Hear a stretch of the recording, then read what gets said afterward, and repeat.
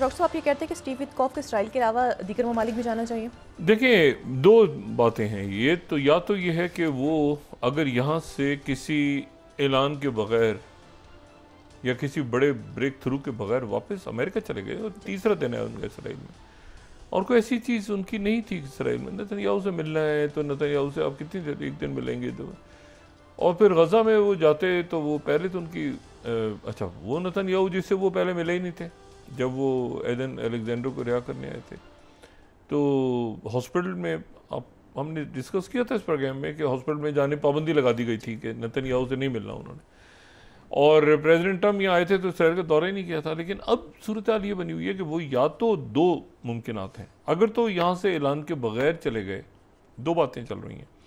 अगर किसी भी ब्रेक थ्रू के बगैर अमेरिका वापस चले गए तो इसका मतलब दौरा नाकाम हो गया, और यहाँ पर ग्रीन लाइट मिल गई सबको कि इसराइल की अब जिसने जो इसराइल के साथ करना है वो करे। क्योंकि अब जो बात हो रही है वो बहुत आप समझें कि बहुत वज़न के साथ फ़लस्तीनियों के लिए बात हो रही है। सऊदी अरेबिया,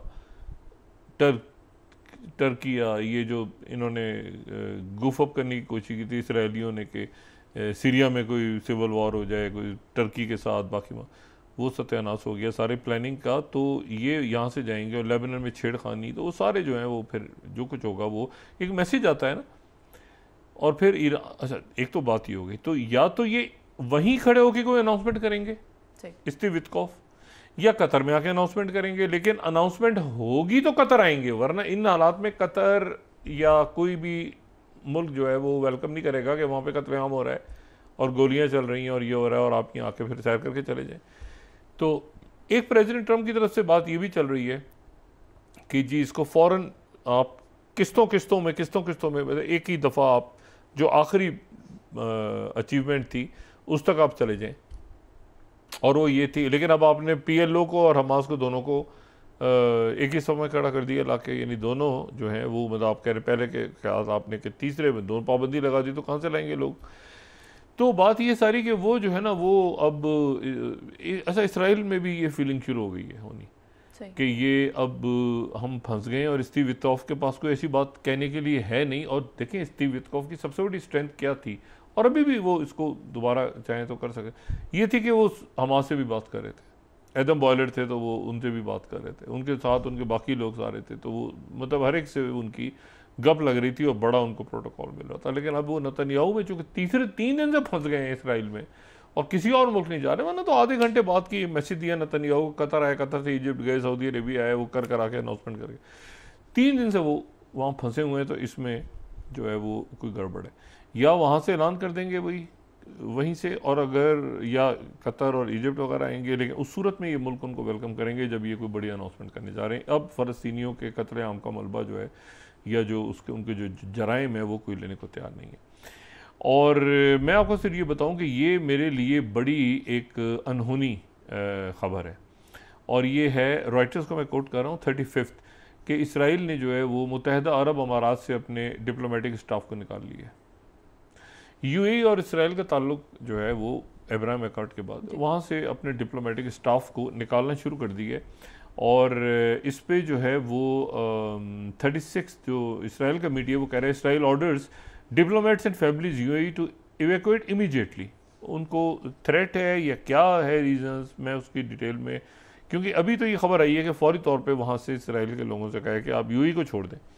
अब ये UAE ने कहा है क्या है ये अभी इसकी डिटेल्स आना बाकी है, लेकिन अनयूजुअल है कि इस तरह से हो।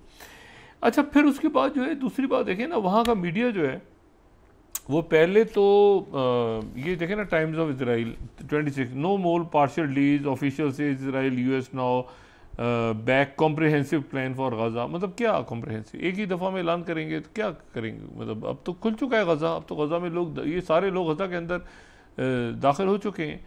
अच्छा जी, अब पार्शियल डील नहीं, एक ही डील में करेंगे। अच्छा, फिर यरूशलेम पोस्ट, ट्रम्प बिलीव्स नथिंग। अच्छा, अब ये देखें, ट्रम्प बिलीव्स कि Netanyahu is prolonging Gaza war for political reason, US officials claim. America अपने आप को डिस्टेंस कर रहा है नेतन्याहू से। भाई आपने फिर ये गजा ह्यूमैनिटेरियन, ये आपने किस लिए बना के रखा होता। अब ये इनकी मीडिया को वहाँ पे फीड हो रही हैं खबरें।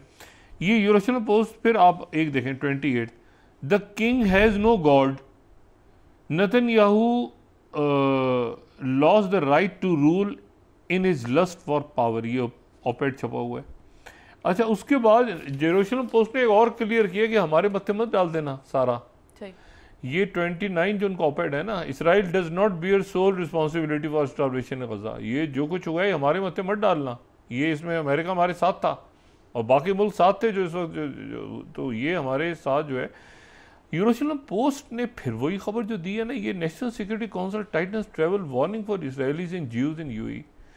अच्छा, और फिर उसके बाद टाइम्स ऑफ इसराइल दोबारा, ट्रम्प कन्विंस्ड कि Netanyahu prolonging Gaza war for political reasons. तो भाई आप जो है वो फिर ये क्या मतलब है कि कभी बाइडेन गुस्से में आ जाता है, आप गुस्से में आ जाते हैं, फिर आप गले मिल लेते हैं, इसमें हज़ारों लोग वहाँ पे शहीद हो गए। तो अब इनके लारे लप्पे में कोई आने वाला नहीं है। अब जो भी कुछ होगा अब ये या तो अनाउंस करेंगे या वापस जाएंगे। अभी होता है ना, ये पेश कर दिया तो गौर कर रहे हैं, मुसविदा भेज दिया, ये ड्रामेबाजी, गजा खुल गया। अच्छा, फिर उसके बाद जो है वो ये उनका जो 32nd उनका जो 24 इसराइल 24 है report, wishing to end war, Trump is losing patience with Netanyahu. ओ भाई, नेतन्याहू ना हुआ वो क्या हो गया, वो एक जंगी जराइम में मुलविस एक शख्स है, उसको पकड़ के आप जो है वो वहाँ पे टू स्टेट सोल्यूशन अनाउंस करें। मैं आपको दो बातों पे मैं क्लोज करूँगा। पहली बात तो ये है कि जो अमेरिका के साथ बात हो रही है, मैंने आज यहाँ पे कुछ लोगों से बात की, मैंने कहा ये डील और ये सारे जो बड़े ज़बरदस्त अमेरिका के साथ तो बड़ा वो हो रहे हैं, बड़े ज़बरदस्त मुज़ाकरात हो रहे हैं अमेरिका के साथ, लेकिन वो किसी सूरत चाइना की कॉस्ट पे नहीं हो रहे। मतलब जो है चीन हमारा जो है, चाइना जो है वो मतलब नंबर 1, नंबर 2, नंबर 3, नंबर 4 इस तरह करके हमारा दोस्त चाइना जो, और आज उनका डेलीगेशन आया हुआ है, आपको कहते हैं बहुत बड़ा डेलीगेशन जो है चाइना का, वो उनका जो पीपल्स लिबरेशन आर्मी है PLA, उनका एक डेलीगेशन आया हुआ है। उनकी मुलाकात हुई आज GHQ में। अगर हम वो मनाज़र देखें तो वहाँ पे आसिम मुनीर साहब मौजूद हैं और वो डेलीगेशन मौजूद है, और वो काफ़ी, तो चाइना के साथ और चाइना के साथ किसी भी सूरत ऐसा कुछ नहीं होने जा रहा कि जी चाइना जो है उसमें नाराज़ होगा या चाइना ऑन बोर्ड नहीं होगा। और अमेरिका को भी पता है कि इस वक्त ये ऐसी कोई सिलसिला नहीं हो, वो कहेंगे भी नहीं पाकिस्तान से, पाकिस्तान में नहीं कहेगा कोई ऑयल हमसे ले लेंगे, कुछ ये कर देंगे, कुछ अपने वो एक्सप्लोर करेंगे कंपनीज आके। बहुत सारी कंपनी देखे ना, एक बार चर्चा करते हैं, माइक्रोसॉफ्ट चला गया, फलां कंपनी चली गई, तो अच्छा अमेरिकन कंपनी भी है, उधर से भी हैं, उधर से भी इन्वेस्टमेंट लेकर आए, तो अच्छा है। तो पाकिस्तान के साथ ये अच्छा मामला हो गया। लेकिन एक बात मैं आपको आखिर में, उन्होंने जो बात की ना, ये प्राइम मिनिस्टर मोदी को उन्होंने कहा कि जी एक तो ये है कि आप रशिया से ऑयल ले रहे हैं, और दूसरा ये है कि आपने जो है वो पता नहीं क्या और क्या उनके मामलात मोदी सरकार के चल रहे हैं। अब उसके ऊपर जो इनको स्टैंड लेना चाहिए था ना रशिया के लिए, ये ब्रिक्स का मेंबर है मुल्क स्टैंड। अब 39 देखें, exclusive writers, Iranian state refiner जो हैं पॉज रशियन ऑयल परचेज। चलिए जी, रशिया से ऑयल लेने बंद कर दिया। ओ भाई, उन्होंने ट्रंप से आप बात, ट्रंप का ना, आप फिर वेपन्स कहां से, अब रशिया को आपने डंप कर दिया।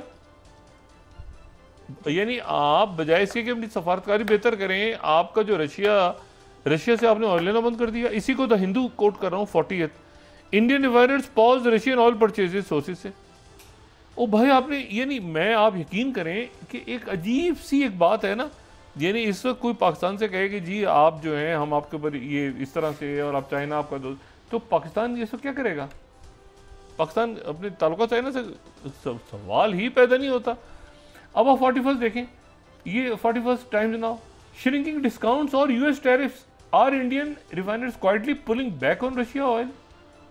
यानी ये जो है ना, यानी रशिया पर ऑयल लेना बंद कर दिया है इसलिए कि डिस्काउंट कम मिलता है, फलां मिलता है, क्योंकि अमेरिका के वो अमेरिका फिर और आएगा अगर किसी, ये मोदी जी गलत इस वक्त, मैं खैर ये इनकी अपनी सियासत है, जो भी करें। ब्रिक्स में ये एक तो अनफिट है, सिर्फ रशिया इनके साथ, ब्रिक्स में आई निकल जाएगा बीच में से, बेशुमार दुनिया खड़ी है ब्रिक्स में जाने के लिए। दूसरा ये कि ये इन्होंने वहाँ पे उन्होंने कहा कि जी हम आपके ब्रिक एक्स्ट्रा लगाएंगे टैरिफ, तो रशिया से भी बंद कर दिया, तो वेपन भी नहीं लेंगे, उधर से F-35 भी आंखें दिखा रहे हैं, पता नहीं क्या होगा। मुझे आप यकीन करेंगे इतनी कंफ्यूज इस वक्त पॉलिसी है। और आखिर में जो हारिस ने आज एक मजमून छापा है जो इसराइल की न्यूज़पेपर ने, उस पर प्रोग्राम क्लोज करता हूँ मैं। 43rd जो पास्ता है वो मदद नहीं करेगा।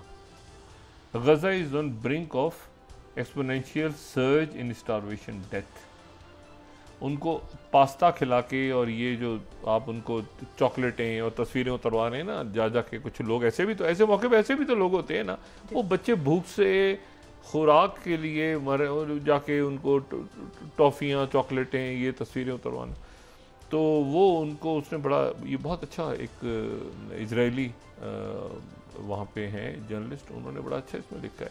तो ये जो मुझे खबर मिल रही है ना कि स्टीव विटकॉफ जो हैं उनको वो कहीं, मैंने कहा यार ये कैसे पॉसिबल है मिडिल ईस्ट का दौरा। उन्होंने कहा दो बातें, एक तो ये कि हमारे मुल्कों की तरफ से बहुत ज़्यादा यहाँ दूसरे मुल्कों की तरफ से इंटरेस्ट क्यों नहीं हो रहा कि यहाँ पर आएँ, और आएँ तो फिर वो अनाउंस करें। यानी इसमें इजिप्ट भी इंटरेस्टेड है कि वो इजिप्ट में खड़े होकर अनाउंस करते हैं, कतर भी इंटरेस्टेड है, सऊदी अरेबिया भी इंटरेस्टेड, सारे मुल्क, तुर्की, सारे जहाँ जाना चाहें स्टीव, लेकिन कोई बात करें जो वहाँ कत्ले आम हो रहा है तो यहाँ से आगे दौरा करके फिर चले जाएं, तो इसके लिए कोई या इसराइल में वो अनाउंस कर देंगे। तो ये अगले 24 से 40 घंटों में, क्योंकि अब स्टीव विटकॉफ की यहाँ मौजूदगी का कोई सबब नहीं बन रहा, 3 दिन हो गए ना इसराइल में, तो क्या करना है, तो या तो मतलब वहाँ पर अनाउंस करें इसको और किसी और मुल्क जाएं, वहाँ जाके अनाउंस कर दें, कोई सुलह सवाई करवाएं, बीच में कोई रोल प्ले करें। स्टीव विटकॉफ की पर्सनैलिटी नहीं है ऐसी कि वो जो है ना वो 3 दिन तक फंसे रहें वो नेतन्याहू के साथ। सही, बहुत शुक्रिया। और गजा में जा ही ना पाए, वो गजा में एक ही जगह गई, आगे खतरा है जी आपके फ़लस्तीनी, आप वो अच्छा कह रहे हैं मैं मिलना चाह रहा हूँ, मैं तो पहले आया था, मेरा इस्तकबाल किया, तो उन्होंने कहा जी अब कोई नहीं मिलना चाह रहा आपसे, अब उनको खाना पीना सबको मिल गया, अब ये गजा ह्यूमैनिटेरियन फाउंडेशन का चक्कर लगा लें बस।